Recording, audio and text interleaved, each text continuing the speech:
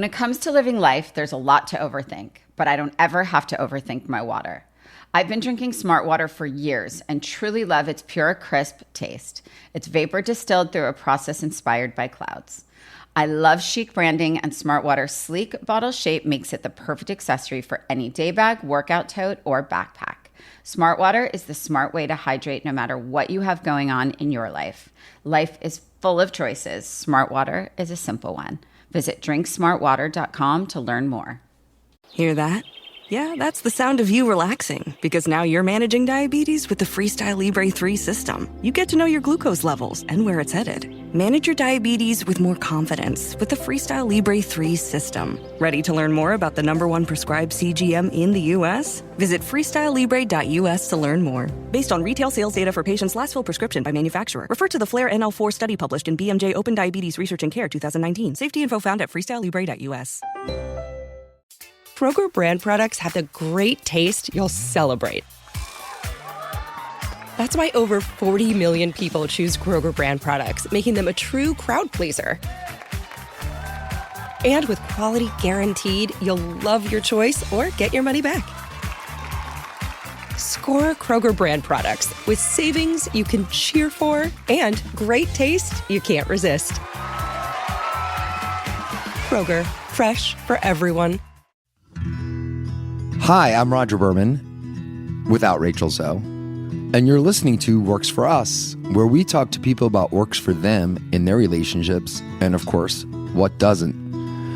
So basically, Rachel kicked me off the show multiple times, so today I'd like to return that favor and do a deep dive into business and relationships with entrepreneur and multi-hyphenate high achiever, Josh Landan. Josh is the founder of Ashland Hard Seltzer and Villager Spirits. He is quickly becoming a powerhouse in the alcohol industry. That's probably a good place to be, a powerhouse. He sold his first business, St. Archer Brewing, to Coors for $100 million. Shitching! Apparently, Josh is rich. Shortly after, he said no to a hefty offer from Anheuser-Busch for Ashland, only 11 months after starting that business. Now, he has created his own holding company, Wings and Arrow, to house 4 brands in 2022, including Ashland Hard Seltzer and most recently, Villager Spirits, a variety of mixed cocktails. First of all, welcome to Works for Us. It's a relationship show, but maybe we could talk about, I don't know, business and relationships you got to figure out, or not even relationships. Nobody really cares. We could go off script. We could just chat. No, I mean, it's funny that that's what this is. My wife and I, we've been together since we were 15. So, we're both 42 now. Yeah. So how many years is that for our listeners? We're going 27 years. When you get to 30, give me a call. I mean, I guess 27 is admirable, but we're 10% better. From a relationship perspective, like it's all fine and good to talk about all the business success and all that kind of stuff, which is fun to talk about. But I think a lot of the interesting things that maybe people never talk about is how hard these things are on relationships with your spouse or my kids, or right. Oh my God, I was getting yelled at. My wife told me yesterday, she's like, well, you're never around. And I'm like, well, I'm pretty sure I was at the office every day last week, like through dinner. It wasn't like exactly like I was fucking juggling or, Yeah. I'm pretty sure you're the one that wants like this house. So like, we could talk for hours about this. Well, the good thing is this is our show right now. We've taken it over, so we can talk about anything we want. First of all, what's your spouse's name or your wife's name? Janine. Oh, that's my sister's name. Okay. There you go. Not a very common name, especially for a 40. Well, we're not going to ever talk about the wife's age, but you're 42. She's 42 also. I'm 10 days older. Oh. I'm May 4th. She's May 14th. Josh. You might not make 30 years. Because as soon as you start, actually confirming your wife's age in a medium such as this, you're pretty much screwed. Because Rachel's been doing the Miss Decade for a long time. So you have quite a storied career. Do you want to give us some highlights and like, how did you do all this stuff? Are you like a super genius? I'm not. What? Wait, our viewers, they can't say, I think he's incredibly handsome. That's the thing. And his teeth are very white. So I'm talking to a gentleman, let's see, we're going to describe Josh to those who can't see him. He has a beanie. So we're not totally sure if he has hair or not. He probably, I do. Oh, he does. It's confirmed. Yeah. He has hair. Yeah. He has a kind of a nice chic kind of like beard scruff going on. Looks fit. Got some tats. All right. Yeah, I think Josh is charismatic. So I think maybe part of the secret to success is your charisma. What do you think? I would say that has a lot to do with it. I think that actually has a lot to do with it. I think that there's either you have the ability to articulate your vision and have people believe in you and trust you, and with as investors and employees, and I think that type of personality is just something that you're born with, right? I don't think that's like a learned trait on having that. I think it has ability. I think it's a tolerance for risk and a tolerance for non-clarity. I think certain people really need clarity for security. Yeah. Sounds like you, and definitely me. Like, I'm always, probably even too close to the rail sometimes, but I kind of have confidence that it's going to work. And I think that's how I always move forward, with confidence, right? So without confidence, I think a lot of people are like, it's scary, you have to make payroll, as you know. So can you tell us a little about your journey? I know you were born in Ventura. Yeah. Born in Ventura. Yeah. Okay. And went to high school there or whatever, I imagine. And then I did. And then apparently, since you've been with your wife so long and you are 42, as we spoke about earlier, that would make you high school sweethearts with your wife, who you met when you were 15, you said? Yep.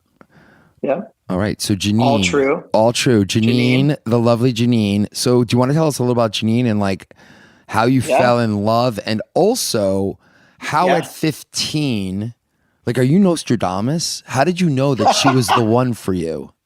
Actually, so I actually fell in love with her from first day of freshman year of high school. We had first period health together, and she walked in, and it was an immediate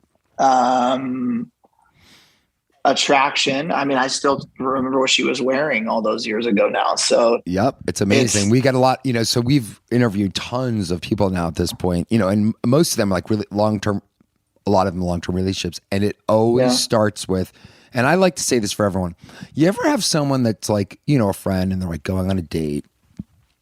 They're like, yeah, it's my second or third date. Like, I don't know if I like him. I'm like, just stop. Yeah. I'm like, stop.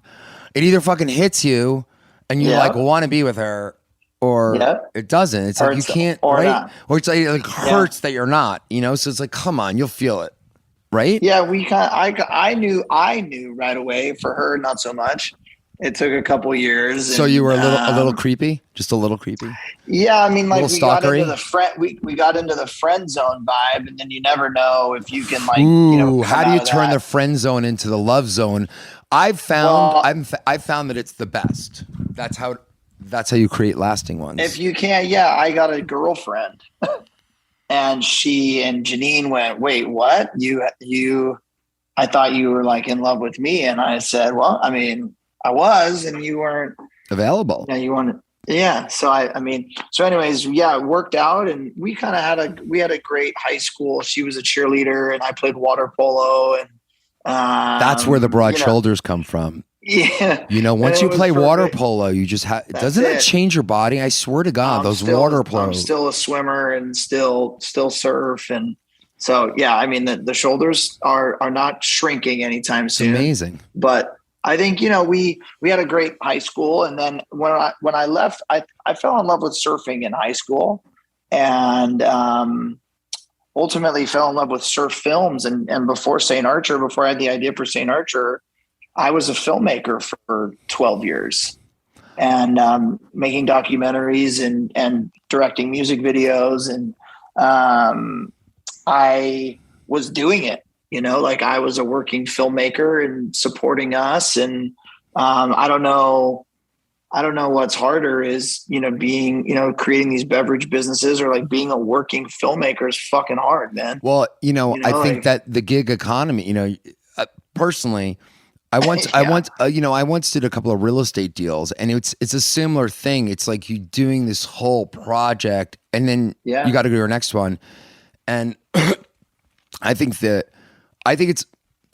look at it as like either it's sort of like it's transactional or it's like brand building. So I think you were building your brand as a filmmaker through a series of transactions, but when you decided to build a company, there was nothing, don't forget you're trying to create images of other people's visions during your film, but ultimately, the compilation of that becomes you, like as what you're known for.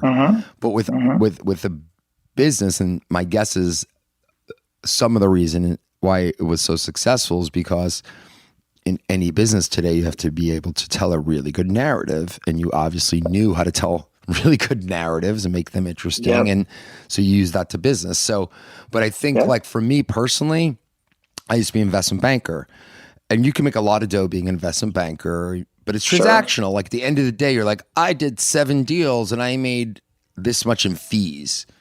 Right. And it's like, it's a little soul sucking, I guess, but of course, if you create a firm and like of course you could be an entrepreneur within banking and whatever. But I think for me, even when I always said I could do the corporate thing. Like I have the capacity to do it, but I just don't have like the desire to do it. Like to not just do my own thing and just have my own destiny, like good, bad, or indifferent. I always like to say, Rich and I were like, we answer ourselves and God. But I don't even know if God exists. True. But you know what I'm saying? It's like, that's the thing, it's like, but it's scary, but it's exhilarating at the same time. For sure. So you were a filmmaker, and what did Janine do? Janine like holding the camera? Like, how does this work? Did you guys work together? Because my wife and I did not work together until 15 years ago. So our first half of our life, we didn't work together, and now we do. Yeah, we don't. You don't? Yeah, we don't. No. She works at Ashland, doing a bunch of different things. But yeah, no, we've never, throughout my career, we've never worked together. So, which I think has been good. I mean, it's definitely been a challenge. And I think if we were working together, especially when we moved down here from Ventura to do St. Archer, I think that probably would have been the end of us, to be honest. Yeah. So you found that it worked. It's funny when Rachel and I were, I was a banker, I was working my ass off, and she was just starting her styling career. She was working her ass off. And I think when you're young without kids, it's great. But I do think for Rachel and I, like, I kind of like the fact that we do work together now that we have kids, because it's sort of like you just roll, we just like roll together as a tribe, more or less. Like business trip could be, it doesn't really matter. So I kind of like that, and also, so like we're so busy. It's just like, I don't know what else I'm going to not talk about, but it's like, it's just, I don't want to come home and be like, okay, this is what happened at work today, honey. Cause it would be like 11 hours long, we'd never get through it. So it's just kind of cool that she's there for it. Cause like, it takes a certain, like what she deals with, what I did, it's like a certain like weirdness that like, there's a certain trust, there's a certain like, I don't know how to explain it, but we navigate a lot of things. So it's good that we're partners in that way, I think. But, so you were a somewhat accomplished filmmaker, we'll call it. And even if you weren't, we're going with it. Very accomplished. Oh my God. An award-winning filmmaker. We have an award-winning film. I can't speak today. Must have been the tequila. I went to a tequila launch last night, believe it or not. Not a launch, a launch of the extra añejo. Yeah. Very nice. Great product. But anyway, so you're in the liquor business, or you decided, so you were doing films, and then what gave you the idea that you wanted to, do you like love beer? I don't. Was it like a widget to you? And is this all made up? The passion? It's all a narrative, isn't it? Yeah, it kind of is. Yeah. I think so I was in Puerto Rico on a surf trip. Okay. A couple of my buddies were on tour at the time, and Tequila Business approached them about investing in the company and being an ambassador for the business. And I said, I was like, I don't know about tequila, I don't know if that's the best call, but if you guys wanted to do a beer, like be a part of a beer, I mean, everybody drinks beer for the most part. Like that makes sense. Right. And then, for the films I made were surf documentaries, skate, and so a lot of my friends are pro skaters and surfers. And I thought, I wonder why there's never been a beer that's come from our culture. I love it. Of skateboarding and surfing and film and art photography, right? Everything that kind of makes up the real authentic kind of skateboard lifestyle, not so much what's, portrayed nowadays. In the Mountain Dew commercials.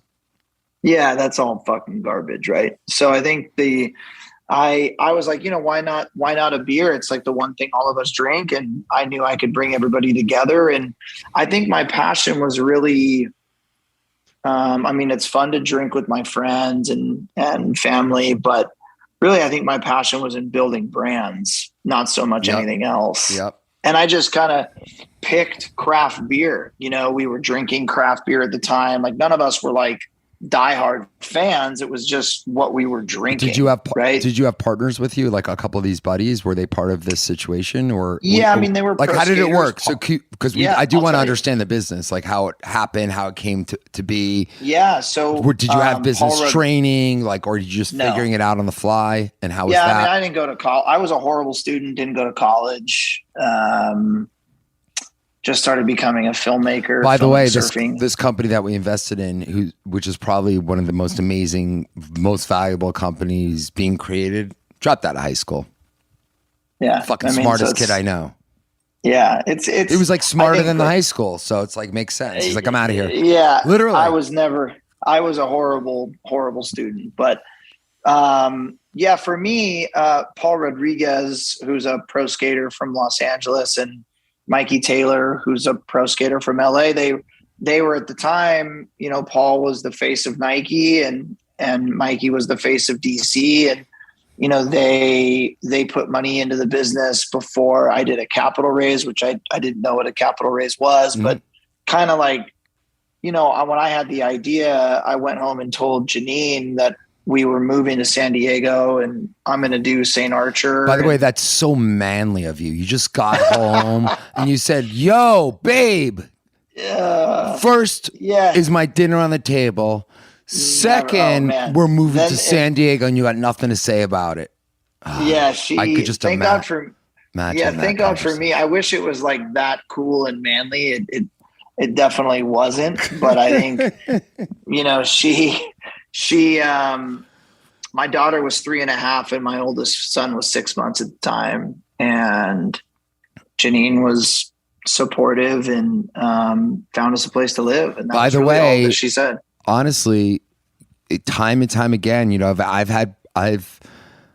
had so many moments where your wife could just be like, nah, bail, or just be annoying. And the good women get it. The good women, they want you to do it, with you.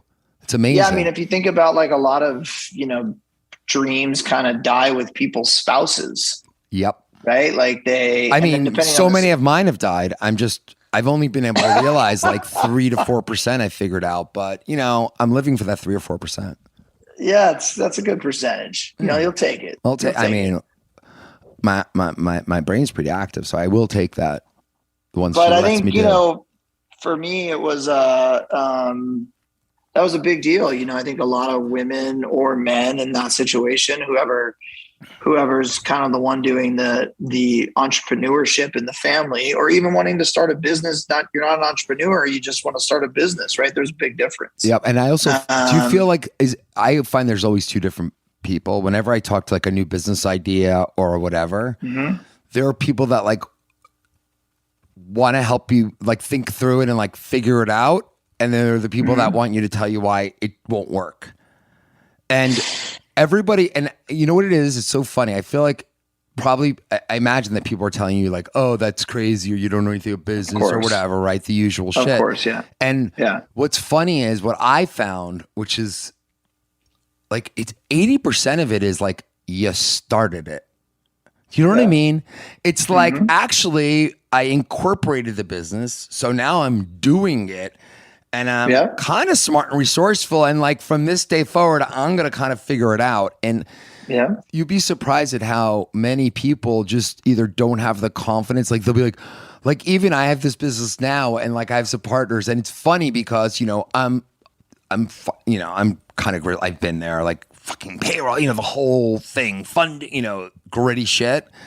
And they're like, oh my God, another company in our space. I'm like, oh, amazing. I'm like, let me ask you a question. How many pizza chains are there? Domino's. But I'm like, this is good. You know, like the more, the better. Like, you know, it's just like, you got to look at everything as like, it's a validation, not a risk or not a reason to not do it. Anyway, it's just funny how people think about certain things. And and sometimes, and it's probably in your case, a lot of people that I know that actually are pretty smart and, you know, I guess, knowledgeable in like finance, they don't want to do it because if you really look at it, it's fucking risky. And maybe in your case, you're like, I don't know, I'll do it. And like sometimes like too much, like we always say analysis paralysis, you know? And so you probably are like, I could do this and just did it. And that's what made it work probably, as opposed to thinking all the reasons you couldn't do it.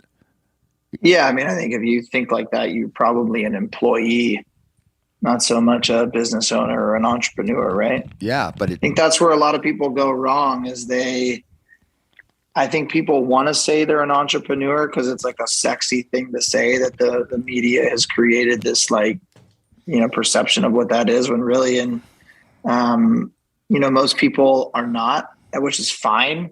I think the best thing that people can do is like, just look in the mirror and be honest. Like, are you really that person that wants to start 7 different businesses? Are you the person that wants to start one business, or are you better off working for somebody? And there's, you know, people just, I think they get attracted to certain things that maybe they're not. And then that's, and I didn't start out with this and say, I'm an entrepreneur.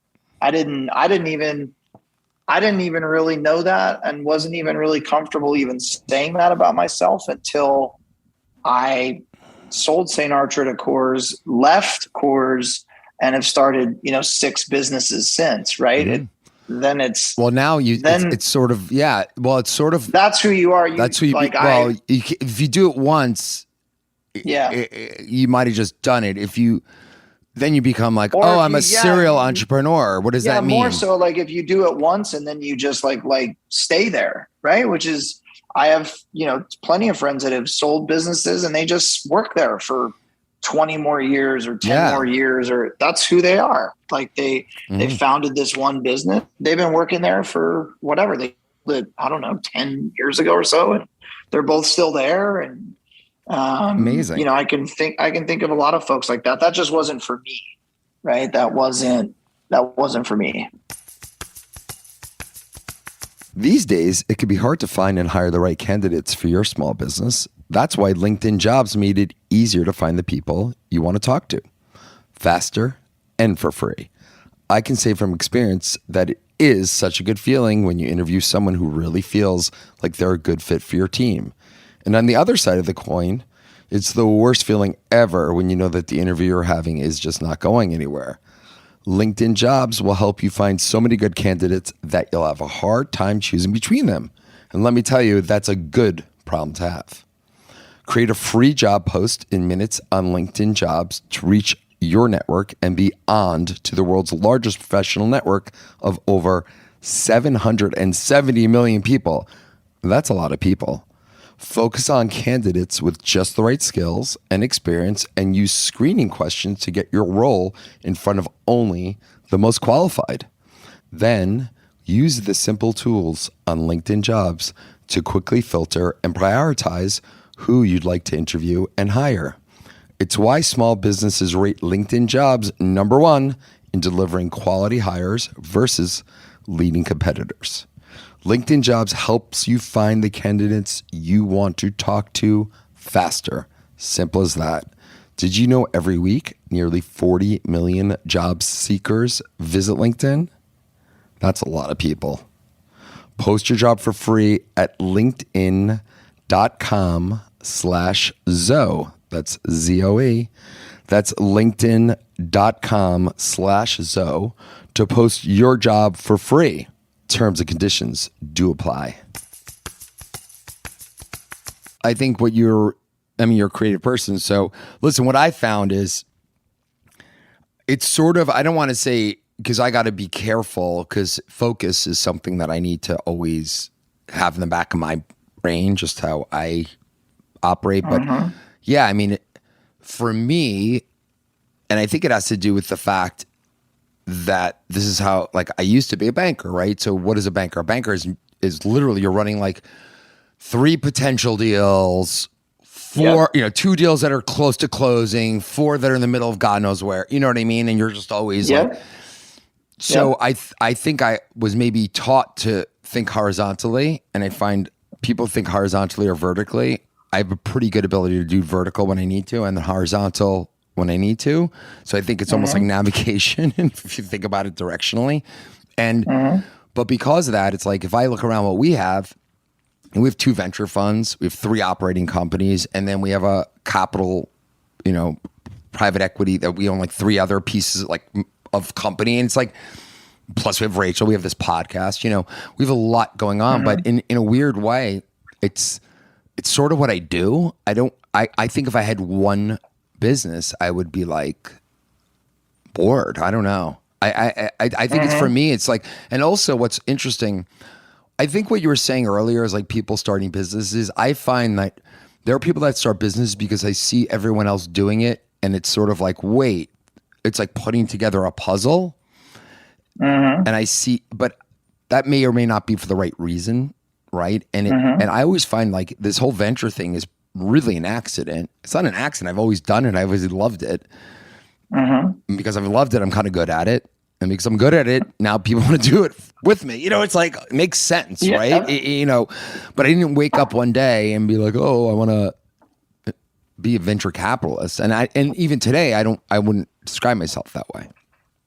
Similar to what you're saying, it's like, please, I like one little baby fund, like that's not really being a venture capitalist, but I'm more of a, entrepreneur, whatever. Yeah. I think it's always good when you can figure out what you are, so, and then it makes it that much easier to kind of get some clarity on what you want to do with your time, Yeah. So you sold the business, and then you, from there, you, I guess, made some dough, mazel tov. And then you're like, okay, now that I've done it before, I could do this again, or I want to do it again, or I need to prove to somebody, or what, do you need money? Like what's the motivation? Yeah, probably just the challenge of doing it again, and I think wanting to compete and disrupt is really the motivator. I think continuing to do that and it is really what keeps me doing it, building brands and kind of just disrupting is probably the biggest thing. Like I enjoy the kind of like when there's bigger brands in the market and, can you start from scratch and give them a run, and do you have that ability to do that? I think challenging myself with that is always, I don't know. When you first were raising money, so how did that go? Were people like, so your buddies put in money because they loved you, right? Or whatever. And, and they were cool. And they were making money on the tour and they're like, I'll put in whatever. Were they putting 50 grand each or something? Pretty close. Yep. Yeah. So you're so that's literally your seed, friends and family round, more or less. Right. Yep. So you can create a logo, figure it out, right? All that shit. And then what happened? Because you can't create a business that way. What happened next? Right. Yeah, So we raised $3 million which I didn't know what a capital raise was when I went out to raise money for St. Archer. I just kind of learned along the way. And like I said, I think, I wasn't from beer, right? I didn't know. Yeah, it's a hard deal. Like, oh, we're raising money. I'm a surfer dude. Didn't go to college. Like, it's not an easy deal to get. Like, I don't know if I would have written a check, right? So who did write the check and what did they say? Or is it just a bunch of different people? Bunch of different people. Yeah, lots of different investors. I think people probably, it is strange to invest in a beer company when the guy who's sitting in front of you isn't a brewer, doesn't know anybody in the beer business, doesn't know anything about the beer business, right? Like, no, it sounds a little insane. Yeah, it's a tall order, but I think when people see like, this guy, so let me get this straight. This guy just moved his wife and 2 young kids to a city they don't know, and he has to build this brewery. And I just believe in what he's saying, and I like the way that it looks. And did you actually build a brewery to brew beer? Yeah, ultimately in the end, it was 70,000 square feet. So, but at first, what'd you do? Get like a co-packer or something to do runs for you? No, we built a brewery straight away. 20,000 square feet. Yep. And did you, I imagine at that point you had to like hire a master brewer or something like that? We did. I hired 3 of them. Yep. Sick. And hired, a VP of sales. By the way, alcohol industry. I have news for you. And I always say this to people. You're ultimately, when you produce movies, right? Doing a business is not that dissimilar. You're the CEO. You're like, I need the DP. I need craft service. You're like, I need the master brewer. I need someone that knows how to build this, that, like the set supervisor. It's really putting the pieces together and getting everyone, leading toward the same goal. And that's why I actually think you probably knew how to do it already. You know what I'm saying? Like, it's so I always say it all the time. Like, well, what's like, it's like producing a movie, because movies, like, they do $30 million. It's like a full beginning, middle, end to like they build a website. They have marketing, promotion. It's like a whole movie. You can put together a brand, right? Like it's more so finding the right people. Once I moved down here to help me like, physically, it's all about the people, right? All about the people. Right. And like, do you have? I fortunately had the ability to attract a lot of the best folks, which is crazy even then, because I didn't, now it's easier for me to hire the best of the best. Mm-hmm. Right. But then it's like, I don't know how I got some of these people to say yes, to be honest with you. I mean, well, it's like grit, but by the way, I always say that's how you build enterprise value. Like, what is an enterprise worth? Well, enterprise worth like the idea, the people, the revenue could generate from that enterprise. And it's like, as you keep getting more and more people that are good on board, you start building the enterprise value ultimately, and that's kind of what you were doing all along as you were just knocking these people down. Like, well, he said yes, or she said yes. Yeah. I mean, once we launched the brand, it kind of just went. So did you like launch a brewery and like a bar? I don't know that much about. I've never. No, it's all good. Yeah, we launched a brewery. Like I said, a 20,000 square foot brewery just east of La Jolla, down here, and it went nuts from right away. Like right away, we started selling a lot of beer. Like I said, I hired a VP of sales who he started his career in alcohol did you like get Sam like Adams, Southern distributors or something? Like you got our distributor was Stone in Southern California, but it's like that, right? You get like these distributors to take your, which is hard to do, right? Yeah, like very hard. I know my friend. I know a little bit of that. My friend started a bourbon company and a good friend of mine, so I saw the whole process. Yeah, I mean it's the same. For us, it's the same type deal, right? The name of the game is, can you get it into the grocery stores and the bars if you're talking about beer? Yep. And, can you get a distributor to bring it there for you?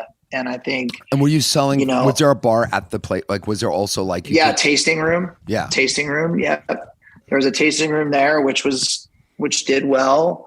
But we sold a ton of beer in the bars. The brand was really, and this is like, this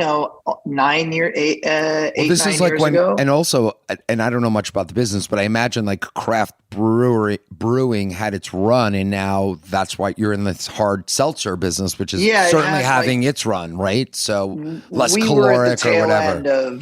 We were at the tail end of the craft beer thing. Right. If you started if you started now, it would not be that successful, you don't think, right? Yeah, I just think people aren't drinking it like they were. But I think from for me, from a acquisition standpoint, businesses like Anheuser-Busch or now Molson Coors or Heineken or whomever, they're not buying craft beer brands anymore. Correct. What are they buying? What are they buying? I mean, now they're not. Now it's like it's changed a lot. I think they're gun shy in doing certain acquisitions, and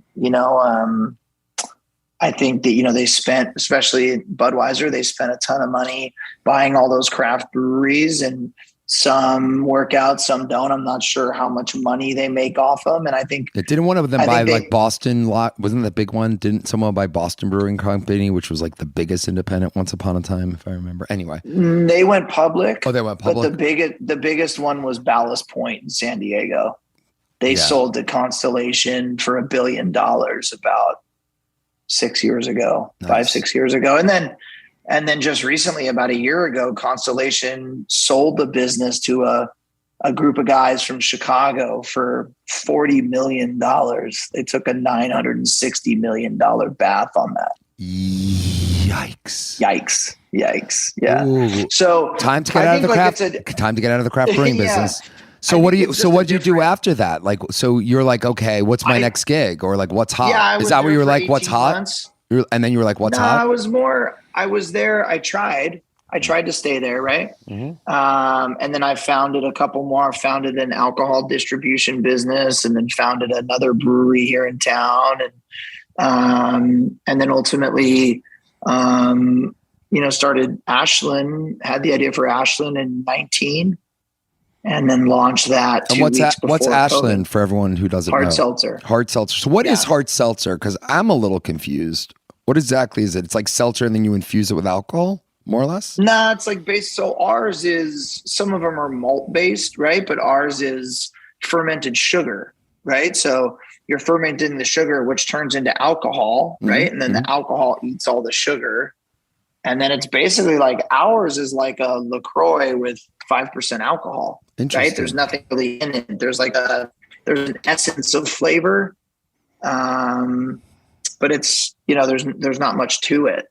Where some of the other ones, that's a bit where they have like kind of that diet soda kind of aftertaste to them. Mm-hmm. They're just made differently. It's a different process, but I think a lot of people think that it's like, is there vodka in it? Right. Like that's what a lot of folks ask. So it's actually, it's its own process is what you're saying. Yeah. It's just fermented sugar. It's not even like a sexy deal. That's cane sugar, like raw cane sugar. Yeah. Ours is dextrose, but like you could do cane sugar. You could do, if you ferment it, it turns into alcohol. Interesting. Right? Yeah. So do you have a plant to do this? Like, where do you do this?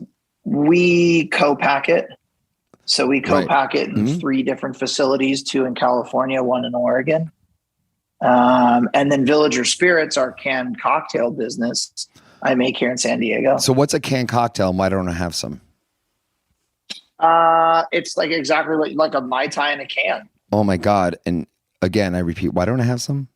Yeah, I'm going to have to send you some. I mean, clearly, I don't know how you are about swag, but I'm a big believer in swag. I'm make my way up to, I haven't been home to Ventura for a minute. Next time I go up, I got to make my way through Malibu. Yeah, we got to play some Malibu. Come over and let's hang. Man. Oh, by the way, you could surf. We have a key to the best surf beach. See? Supposedly. I don't it's surf. All coming together now. But you could come surf there. Together. People love it. Right in Point Doom. Like, Point Doom. Yeah, we have that little Point Doom. It's been years since I've surfed Point Doom. We got the fob, the little gate thingy-majiggy. It's all good. So please, we'll be my guest.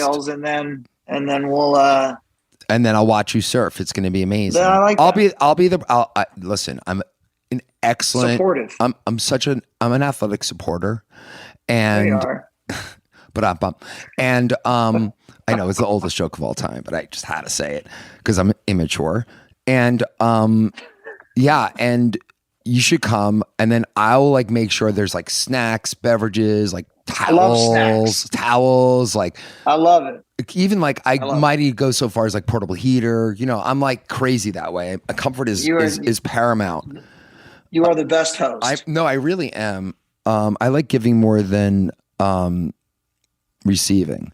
So there's a rumor, maybe it's not a rumor, you just said it. So this company you've built, first of all, like how do you measure success in this business?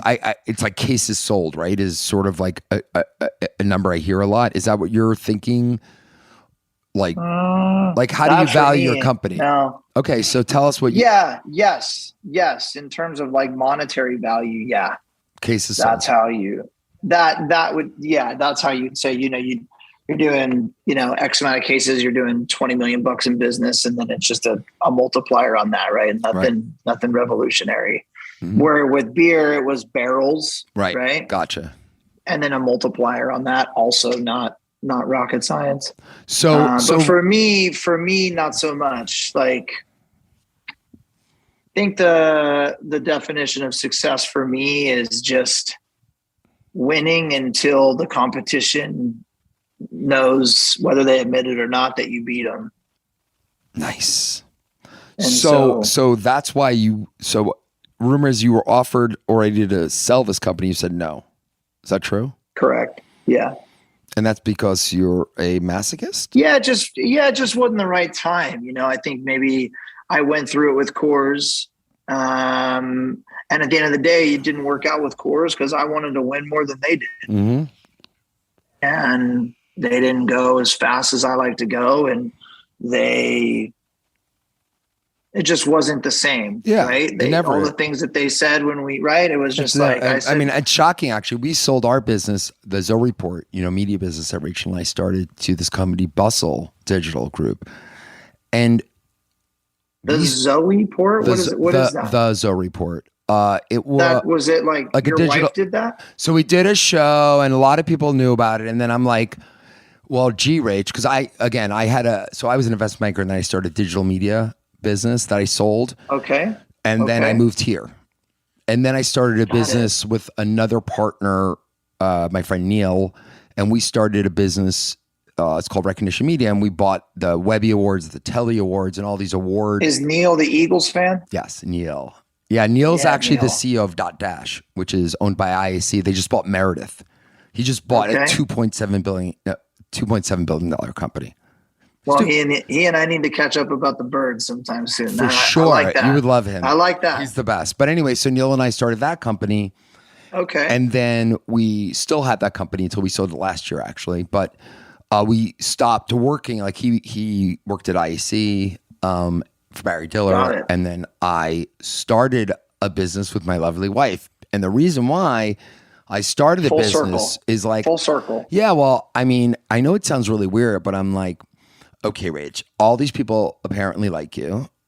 Like, you have a TV show, and all you have is like Twitter. We don't own that platform. Twitter does. I'm like, how are we going to get in touch with all these people who like you so that we could sell, not sell them something, but, more or less, like, how do we have a commercial relationship one day? Because, this is business. Mm-hmm. So we're like, I knew about email. So I'm like, well, let's start a newsletter. And we started a newsletter, me, Rach, and this intern, and it was called the Zoe Report. And we got 25,000 people to sign up like before we published. And it was like, what could we do literally with no money? And it's sort of like her opinion mattered. So it's not mutually exclusive. Like you could read Vogue and you could read Rach in the Zoe Report. It's fine. You know what I'm saying? Okay. So it was kind of, we could, that's why media is. So so I guess a lot of it's about fashion. Well, yeah. So it was about fashion. Okay. It was about like how to wear things, blah, blah, blah. But then, it went from a newsletter to like, a website to like sales team to like video. Yeah. And then we sold. So as part of that, we actually created a subscription business called Box of Style. So it's a media subscription business. And we sold the Zoe Report to Bustle Digital. The only reason why I'm telling these stories is because we absolutely love Bustle. We're still great partners with them.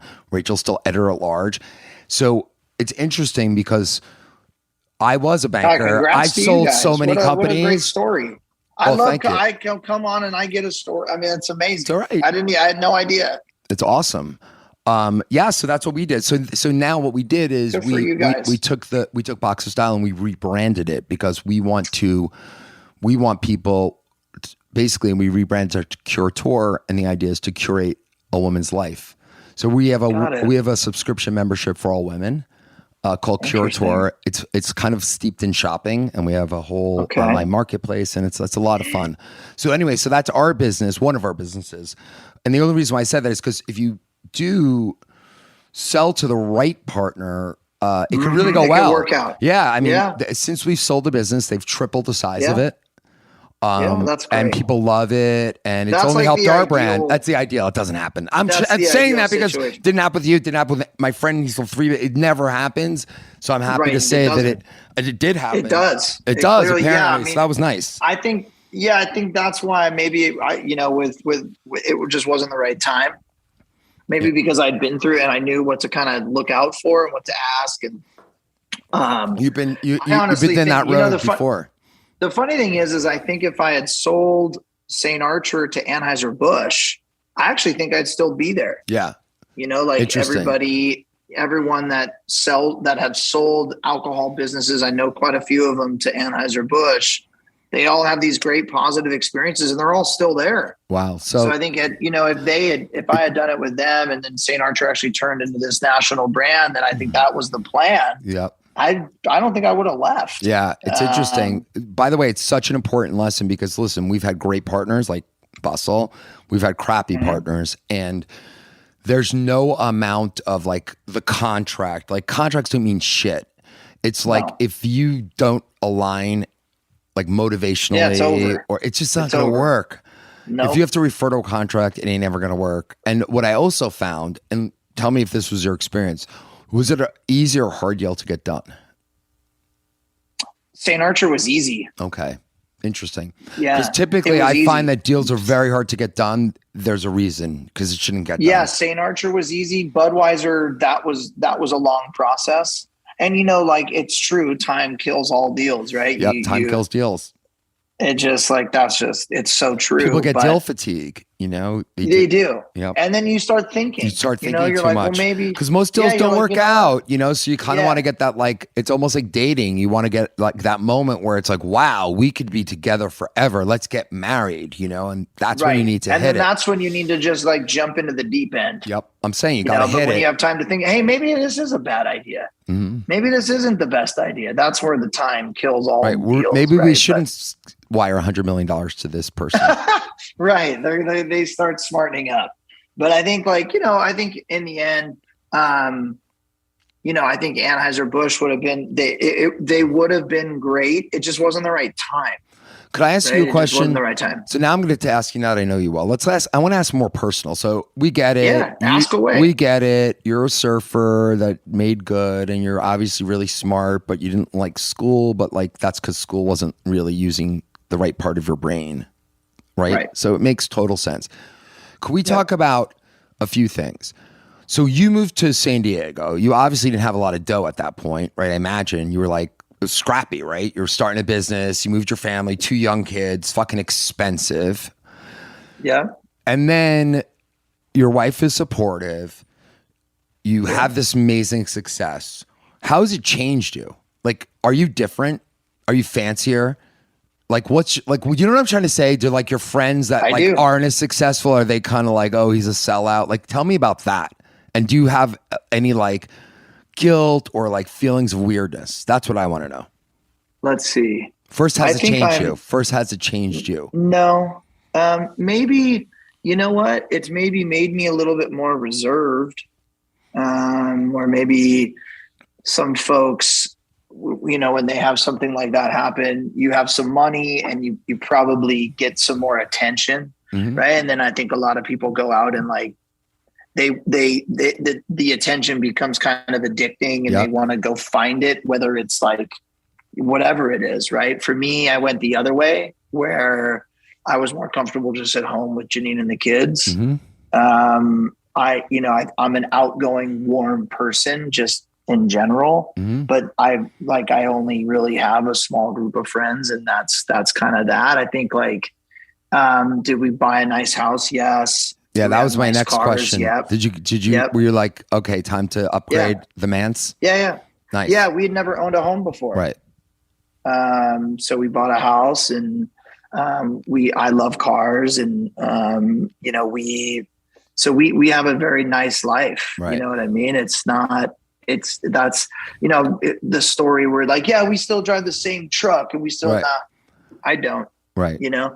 By the We go way, on nice vacations. yeah, it's like we don't. You know. right. Like, It's like, why bother? Like that's sort of. Yeah. No. I just like, but I think me as the person, and still like both of us are still like the people that grew up in Ventura with like that, you know, like middle class, Yep. some lower class, but lower to middle class life. Right. Mm-hmm. Like that's what we grew up around. And I think, you know, you know, the 2 years of doing St. Archer were probably the hardest 2 years of our marriage. Mm-hmm. You know, Janine, you know, like that's, Money stress you know, is hard for marriages. I don't know about you, but like yeah, money and it wasn't stress even is the money. worst. It was more like what you Time. said. Like, It's like, the time. fuck Where are you? I'm raising where these are kids you? alone. Like, you know, like, yeah, I moved down here. Like, yeah. fuck I don't know you, anybody. Yeah. You Yeah. know? Yeah. Like that's the thing. That's It's hard. like, you know, I think that's all the shit that people don't talk about. Right. Most of these things, people like, they want to talk about the success, and then they want to talk about like how much fucking money I've raised Right. through the years. And like, and then they want to know how did they do it? But like, really, there's like moments of fun. Everything else is hard as fuck. That's what I always right? say. Like that's no. And even personally, right? Yep. Janine, you have to figure out how to do it, and then what kind of person really are you, right? Like, Well, I always, your wife is pissed, your Yep. kids are pissed, Yep. everyone's but that's mad. what I always say is so funny. It's like to really make $1 billion, like it is so hard. They're so. Do you know what I'm trying to say? Like you got to sacrifice it all, and that's sort of what I'm saying. It's I don't think people. And you know That's what's really why most funny? of those dudes- I also live in LA. And what's so funny is people see like the director of XYZ, the X-Men movie on the red carpet, and like, oh my God, he got paid so much. He's fucking the sickest director. But what they didn't know is that motherfucker lived 6 months in Prague without his fucking family. That he had to fly them and his wife. Maybe he got divorced. Maybe she cheated on him. Maybe. And like, the same thing. It's like, oh, Brad Pitt, you have such a great life. He does have a great life. But guess what? He's, you know, you got to go on set and fucking 11 at night. Everyone sees the final product, but I really, and I think it's good that you're bringing it up, is like, it's fucking scary. You know, it's scary. But that's and it's hard the thing. work. It's like, that's a good example. Like with Brad Pitt, right? He's filming, you know, 12, 14 hours a day, whatever the fuck those guys do. I don't know. Yep. But like, how many arguments did he get in with his wife during Well, and clearly a lot, because they're at each other, you know, they're suing each other, I think. So clearly a lot. Like, I still, you know, like for me, you still got to go to work, right? You still got to go to work. Like it's like, are you really willing to go, hey, I'm sorry that it's this way, but I'm going anyway. Right. Like especially when you have millions of dollars of people's money and the expectations that you're taking care of them and their families. Yeah. Right. Like it's a big, I think it's a big, don't you think when you raise money, and sorry, I didn't mean to interrupt you. You raise probably like 30, 40, $50 million, I imagine at this point. Almost 60. There you go. And we've done it from no VCs, all folks like me and you, man. Amazing. Like I've had no institutional money. Those VCs. Oh, maybe I might be. Yeah, one. I mean, no, I'm just kidding. I might be one. You know, kind of. We're value add, baby. That's what they all say. I think for me, if you're able to do it, and I'm able to kind of, you know, be kind of going at it alone, you know, like why not? It's funny because, you know, how we're not that dissimilar.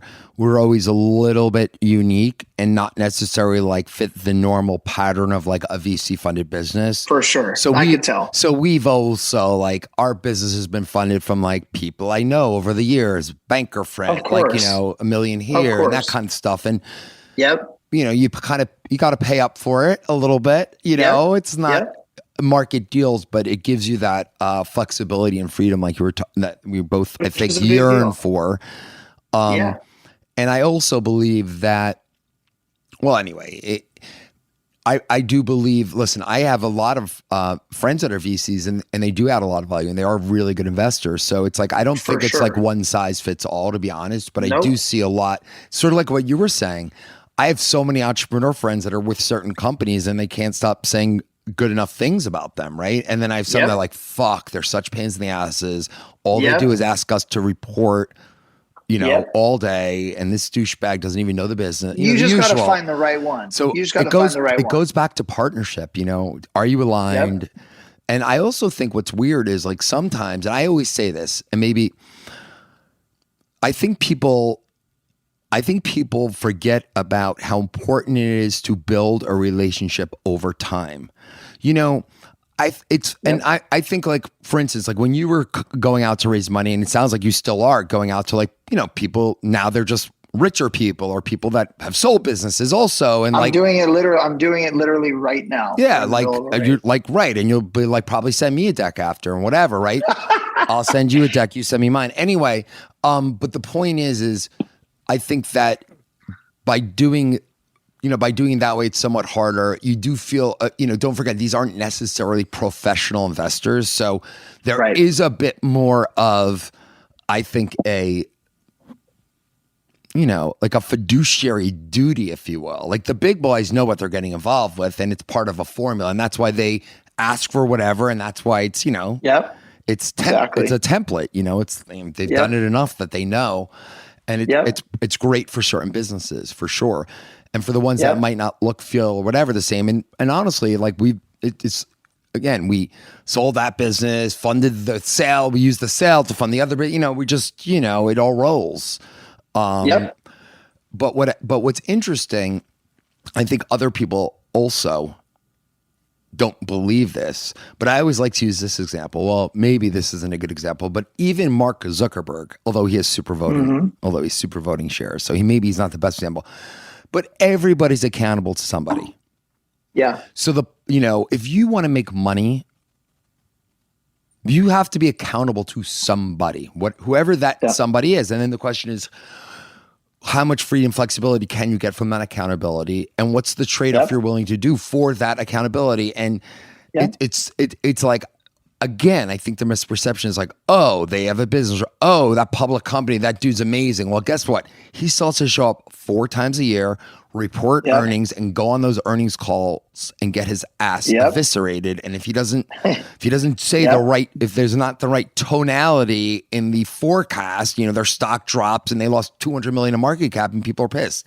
So they gotta, they have to prepare and train and all those things. So it's like, I think everyone sees the outside looking in and, just the outside, like, because again, perception's reality. I always say that perception's reality for everyone. So you got to make sure your perception is always buttoned up because if the perception isn't the reality, you got to keep it that way until the reality is the same as the perception. In other words, that's a nice way to say fake it till you make it. Okay, so you have this hard seltzer company and other businesses, distributor, brewery, probably various other things that your friends you thought were good ideas, and you've probably were an angel investor in a couple of your friends' things, right? Because you got to kind of pay it forward. That's how I feel, right? I always pay it forward. Where are we going to be in 20 years? What are you thinking? 20 years. You'll be 62, by the way, just to remind you. Your kids are going to be in college and they're going to hate you. I'm just going to remind you about that. Oh, maybe we'll see. They may or may not hate you. That's a good question. I don't think I'll be doing this. What do you like? Okay, so let me ask you another question. Where do you do you have like life, like, do you look at like 3 to 5 years of your life and be like, I'm going to be kind of here? No, you don't. No, it's just stuff changes so much personally, professionally. I kind of take it day by day, man. Interesting. Yeah, I used to be a little bit more like that, and it's funny. I never saw a shrink until I was like 50 something, like literally. But what's interesting is I never realized it. It's like, you work out or I work out, right? It's like exercising your muscles, but like you actually can like get better at thinking, if that makes sense. like processing For sure. information. Yeah. And I think one of the valuable things that this woman told me, and it's sort of like a golf shot.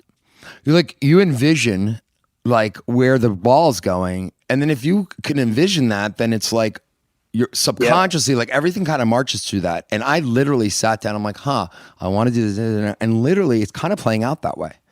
So I for what it's worth, at least for me, it's super, it's interesting to be like, not like first quarter I'm going to do this, second quarter I'm going to do this, but more like, hey, I want to spend more time doing this, less of this. Therefore, this asset has to, that's sort of, and it's weird. I've been like transitioning my whole life in that I guess way. that, I'm not really sure like what I would want to do more of or less of. I'm really involved with the kids and Janine. Like I'm not gone a lot anymore. Right. Like I'm pretty dialed in and enjoying what I'm doing now. I wouldn't say I really enjoyed St. Archer. Right. And like I didn't really, it was so fast. It was 2.5 years. And now I think like, instead of worrying about, I guess like for me, the only thing I can say is like, I'm trying to just perfect the process, everything other than once it's on the shelf that I can't really control whether someone's going to buy it a couple times or once or 10 times or 40 times but I can be perfect. I can have a perfect process leading up to that. My operations and finance and sales and marketing could all be perfect. And then whether people buy it on the shelf or not, I fucking let that go, man. Yep. I can't control that. Well, I can get pretty goddamn close actually to like actually forcing demand. That first time buy. Yeah, spurring the demand. That I can do that. But consistent. But I can't, by the way, you know what I always say? After that. By the way, because every business comes down to product. And I always like to say, if even though Chanel is the best, sickest brand, Chanel, if the jacket doesn't fit, you're still not going to buy it. So it doesn't even matter, even with that goddamn brand. Matter. So, I think two real good takeaways about what you said is you control everything that's controllable, but you can't solve everything. So you can't drive yourself crazy about what's not controllable. So I think that's why I don't have that like 20 years or 5 years or because I have no fucking idea and I can't control. I can say the stuff I like doing. And maybe like, do I think I'll retire? No, I'll never you're retire. Not going to retire. You're not going to retire, but for me, it was more about, just basically less operations and less like data and more like strategy and more like capital allocation, if you will. I think that's sort of where I'm going towards. Sounds like you still want to like run a business for reals. And I still make from St. Archer and now I've made every film that we've ever put out for the brands, right? Like the little stories we tell and all the films I make, all of them still. And, I love that, and I think as these companies get bigger, maybe I would be, we done? I'm just hot. Oh, you're hot. I was like, we're done. That's it. It's a wrap. I think for I could see myself doing, as the companies get bigger, doing more of the marketing, kind of like staying in the brand lane and bless you having that. And then, but you never know. I could also see myself owning a coffee shop here in Cardiff and fucking do that too. Yeah. Rach and I always wanted to have a bed and breakfast until we realized it would have to be a bed and breakfast and we'd have to like, and it sounds like restaurant. Zero clothing. None of that. I don't have any. Well, we've been there, done that. We're still involved. We're still involved. I have no interest in any of that kind of stuff. So, all right, my friend Josh, I believe that it is time for us to say goodbye because you know how expensive this digital tape is? No, I don't know. Well, it's got to be at least, I don't know. We have like 1,000 hours of recording. It costs like $3.50. So we're this is a low budget operation. So we got to save I'll pay you back when I come up for that drink. I can't wait. Seriously, let's get whatever. Yep. Have my people call your people, but yeah. But no, seriously, I'd love to meet you, surf or watch you surf, and it'll be fun. Seriously, I'm sure we have a lot to talk about. We do. All right, my brother. Be well. All right, man. Take care. Thank you. Thank you. And thank you everyone for listening to Works for Us. Well, I really enjoyed, first of all, having my own goddamn studio without my annoying wife, Mrs. Zoe, telling me to stop talking. I like talking, and I like when the microphone is mine. And there you have it. So Josh was super impressive. And I think what it shows, it shows me, I meet people like that all the time. And, a lot of people, the traditional path of like school, and they might just either not, they might not excel at that, or their parents might not think that that's, an important thing to have them think is important. But at the end of the day, I believe that ultimately, like, smart, ambitious people will find their way to doing what it is that they want to do, as long as they're willing to take that risk. And I think Josh is a prime example of that. He was a surfer, graduated high school, Ventura County, and now he has sold a business and has 6 other businesses, raised $60 million, and he's 42. So I think that's success. And I think that is, sort of what America's all about, the American dream. And another thing that he said that was interesting is he said that, well, it's sexy to be an entrepreneur.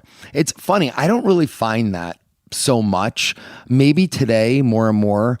But what's really interesting and about how like social fabric really changes things. But like in Europe, especially, England, being an entrepreneur is not really that cool, because they have much more of a, social order of like who your parents were, what school you went to, and the like. So it's only now becoming more acceptable to be an entrepreneur. And as you'll see, the capital markets are really, like, the venture capital community is really getting much, much bigger there now. But it's, like a decade behind. So I don't know if that's interesting or boring, but whatever. Again, it's my mic, damn it. So if you liked what you heard so far, please make sure you're subscribed on Apple Podcasts and give us a rating and review, and please keep listening. Also, check us out on our Instagram at works.for.us. That's at works.for.us. And of course, tell us your story. There is a Works for Us phone line. You can call and leave us a message with your very own relationship story. We're also planning to share our favorites on the podcast. Well, that's fun. Kind of. You can also ask us for relationship advice, although clearly we know nothing about relationships other than our own experience. We are not doctors. We just play one on our podcast. So if you want to share a story, ask us a question, please give us a call, 657-549-2251. Again, that's 657-549-2251. And you can also find all of our contact info again on our Instagram at works.for.us. Well, I'm glad that wasn't repetitive. We wish you a marvelous week, day, and all that good jazz. Much love from Works for Us.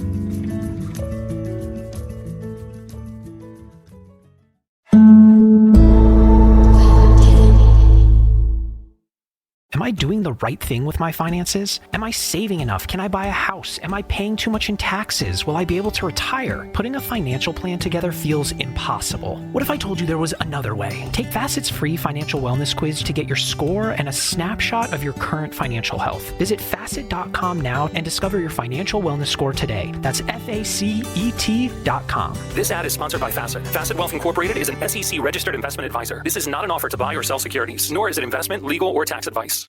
Cocoa Beach, not only Orlando's closest beach, but Florida's spaciest. Put your feet in the sand and pull up your front row seats to America's missions to space. Watch rocket launches right from the beach. The legacy of the space race surrounds you on Cocoa Beach. Head to Kennedy Space Center to learn the history and future of space exploration. Cocoa Beach is perfect for space enthusiasts, young and old alike. Plan your own mission online at legendarycocobeach.com on Florida's Space Coast. This is Dr. Laurie Santos from the Happiness Lab. Many people have questions about how to improve levels of happiness. Living a healthy lifestyle is one sure way of increasing happiness, and a good place to start is with your oral health. Just a few small changes to your oral care routine, such as changing your toothpaste to Colgate Total, can lead to beneficial changes in your oral health. Colgate Total helps stop oral health problems like gingivitis and cavities before they start, because preventing oral health problems is a lot easier than treating them. Be dentist ready and get Colgate Total at shop.colgate.com/total.